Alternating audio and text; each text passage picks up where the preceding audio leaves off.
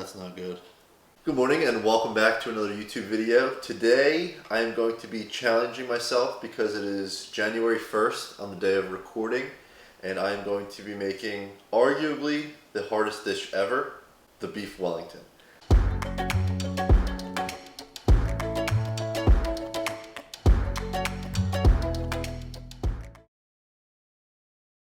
So we have our 6-pound beef tenderloin here, Costco special.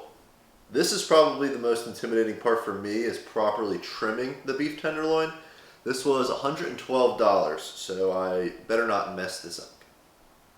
Okay, so off the bat, first thought is intimidating, but we're starting to see some familiar things. So we know that it's broken into 3 different parts.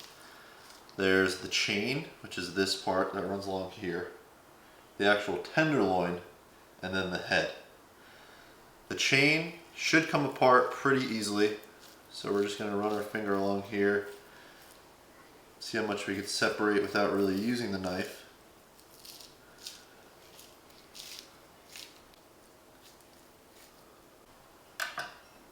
Okay, I feel good about that. That is the chain.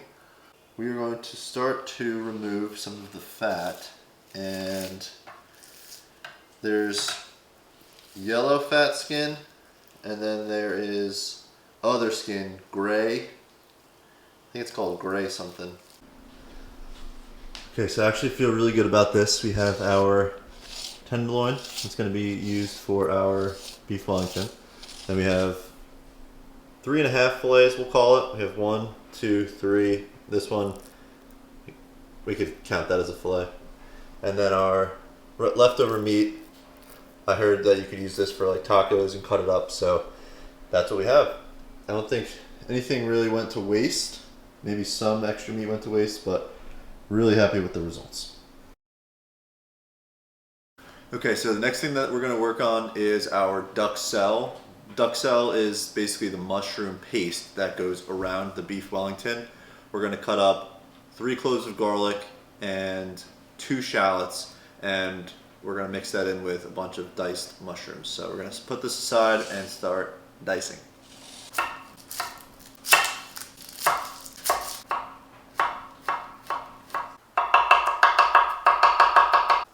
Okay, so I am already preparing for this to be an absolute nightmare. Okay, so after cramping in my hand and the sun almost setting, I checked the recipe again, and luckily, instead of needing 2 pounds of mushrooms, I only needed 1. So we're gonna put this into a separate bowl, chop up the rest of the stuff that fell off, and then get started for real on our duxelle. Okay, so now what we're going to do is add a little bit of olive oil. At a medium to high heat, throw in our garlic and shallots. We're going to let this render down until translucent and then add the mushrooms. Mushrooms in. Now it sounds counterintuitive, but we are going to add in some bourbon to add some flavor. And most important thing is cook down the alcohol.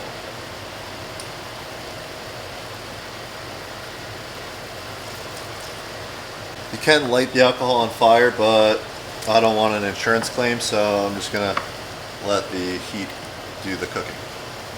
Okay, I would say this is pretty solid. There's no more moisture in the mushrooms, at least visible to the eye. So we're going to put this in a bowl and then put it in the fridge uncovered so it continues to evaporate moisture.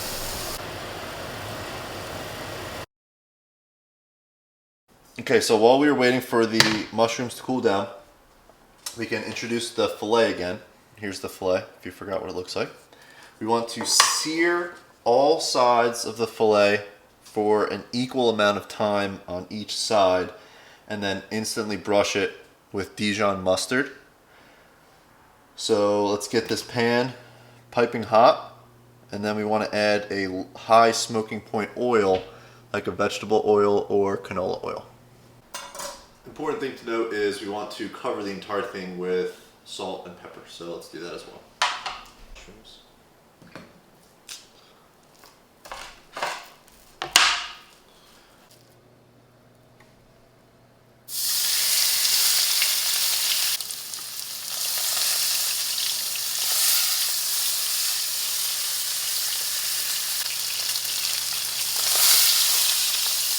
Eesh.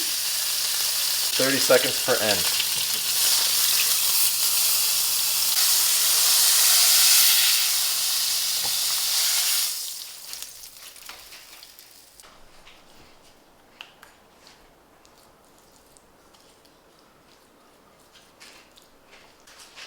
Okay, now we can set this aside and let that rest a little bit. The whole point of doing it right after you cook it is to absorb all of the juices of the mustard. So we're gonna let this just set aside at room temperature, cool down a bit. Okay, so while we are waiting for, oh, we're not waiting for anything. The next thing we have to make is crepes. So I'm just gonna string together a easy recipe for crepes, or you can buy them pre-made, but probably only need like 3 to 4 crepes.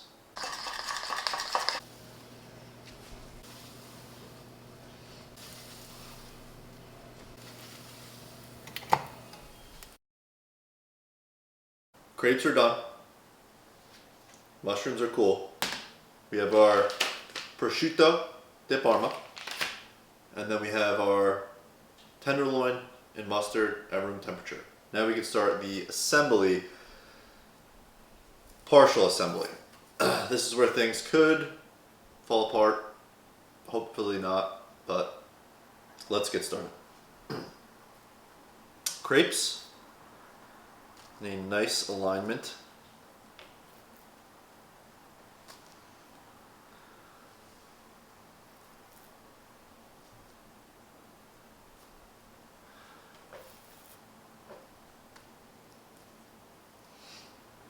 That'll be good.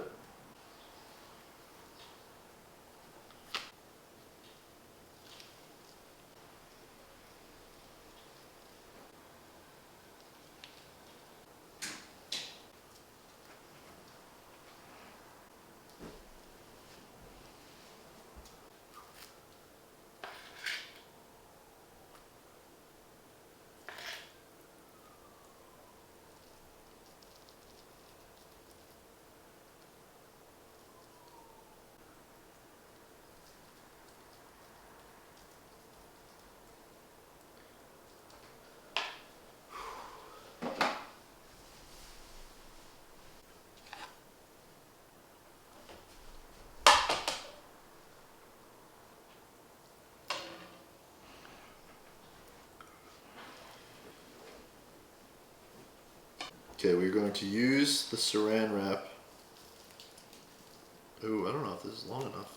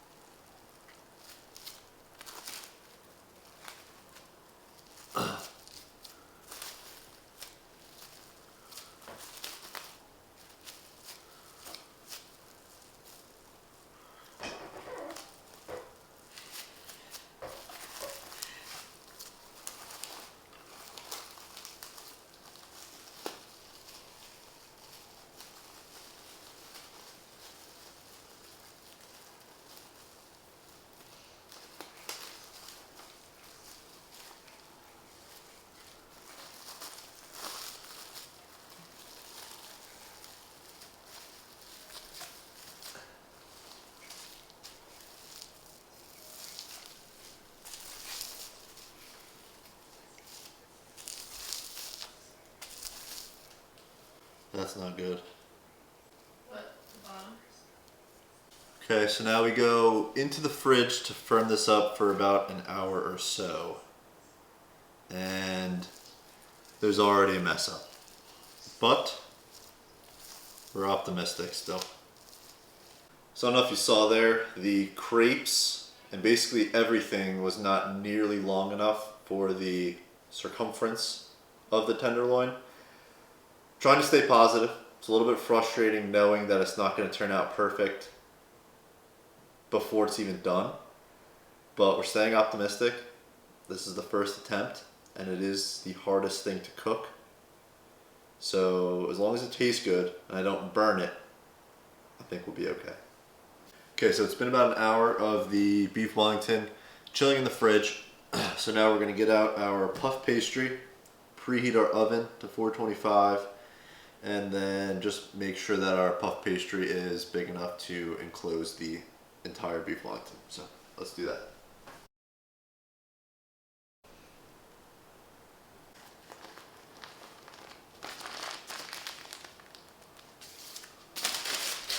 Also gonna get my egg wash ready because we're gonna have to brush that on top as well. Okay, so I'm not sure how much the camera actually recorded, but pretty detrimental position right here where the dishwasher was on and it happens to be right underneath here, and the heat of the dishwasher is melting the butter of the puff pastry, and it is causing it to stick to the counter. So now I'm doing an emergency operation to unstick, and we'll probably have to re-chill the puff pastry. Seems to be okay right now.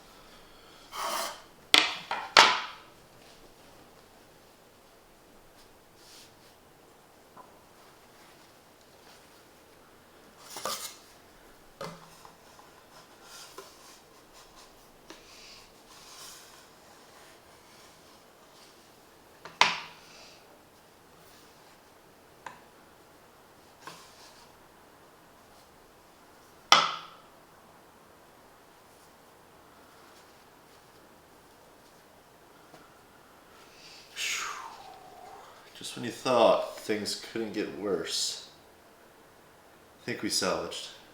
Okay, so we have no choice but to relocate our workstation over to here. The oven's preheating, so we're hoping to work fast before this gets warm. But let's try what we were going to do over there.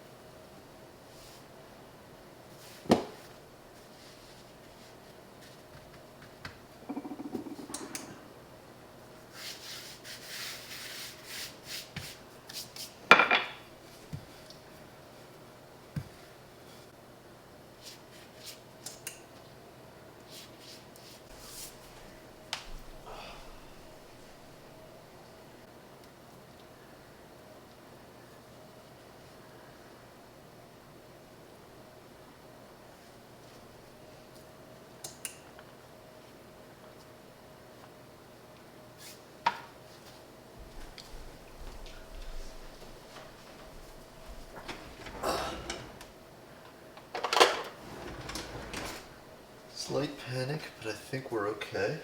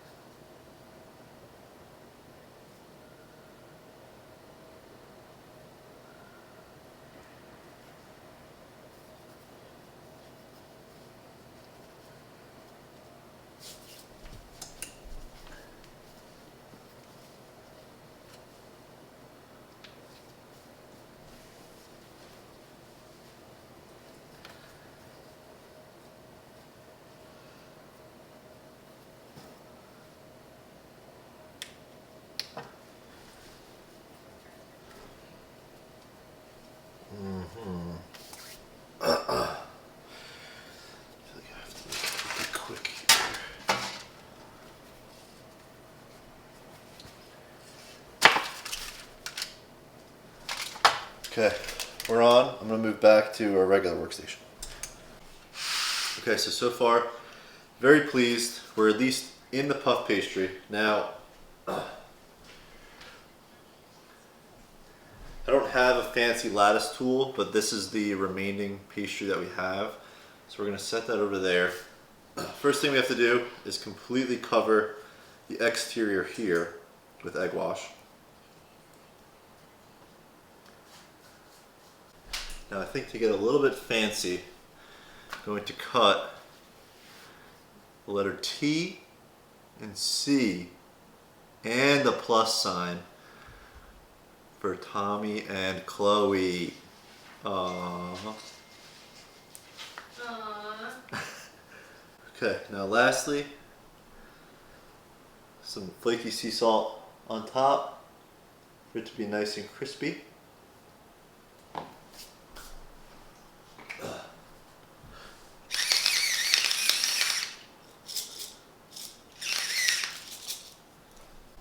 Do you guys like it? This thing weighs like 1,000,000 pounds. Holy.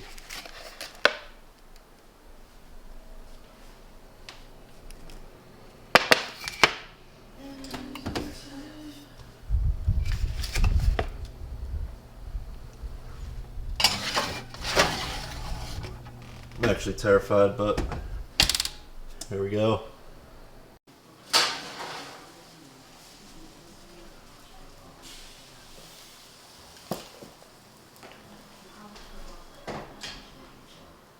Alright, after about 45 minutes at 425, I probed it at about 120 degrees Fahrenheit.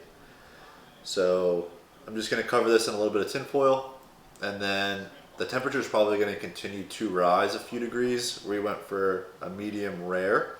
So it looks good, good crispiness. We'll see what the middle looks like.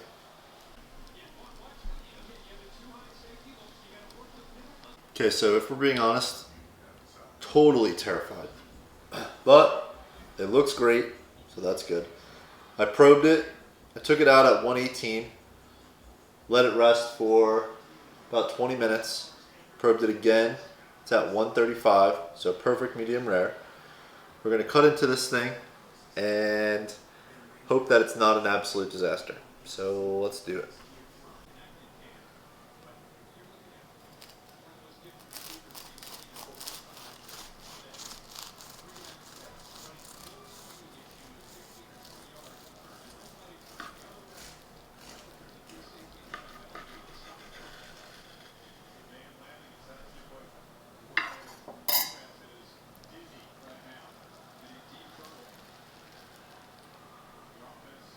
Oh my God. It's glorious. I want that. Oh my juice. I want that. Oh my God. Oh my God. Oh. Can you cut me a piece of that? Yeah. Holy. So I'm ecstatic, by the way. How to cut a slice. An inch.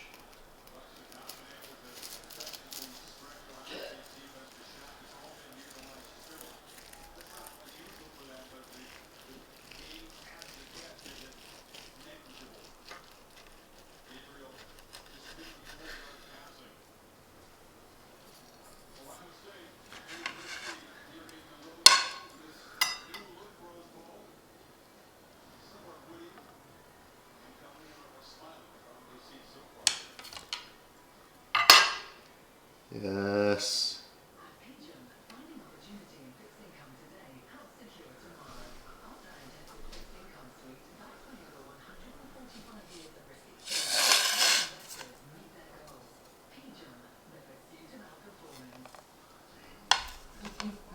Thank you guys so much for watching. Like, subscribe. I'm so excited. Gonna devour the entire thing.